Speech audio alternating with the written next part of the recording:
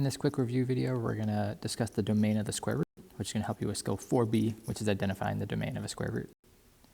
So first of all, remember domain is all the things that we're able to plug into our functions, so the x values we're allowed to use for our expressions. So domain is x values. So what's the domain of the basic square root graph? Which if I don't change anything, it's just the square root graph. All you need to know is you cannot take the square root of a negative number, right? It just doesn't make sense. So we have to make sure that our x values, what is going inside the square root, has to be bigger than or equal to 0. Just make sure it's not negative. And once we start changing things around, we just need to make sure whatever's on the inside of the square root, that's the thing we're going to take the square root of. We need to make sure that stays positive, not negative. Right? We need to make sure it's not a negative number. But only what is inside the square root matters. Right? We don't care about the stuff on the outside because we can do anything on the outside of a square root. Just inside the square root, we can't have negative.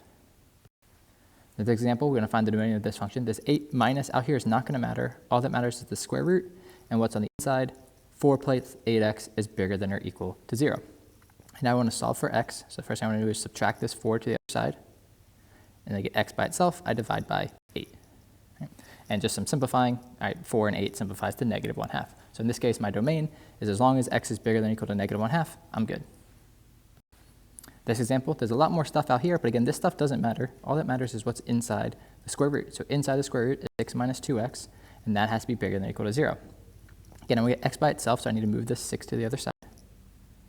And now I need to get the x by itself, so I divide by negative 2. And one important thing is you'll notice that this inequality is now going the opposite direction because I divided by a negative number. So if you divide by a negative number, then you're going to flip this inequality. All right, so here, as long as x is less than or equal to 3, then my domain makes sense. All right, so now you're ready to tackle this skill on the test.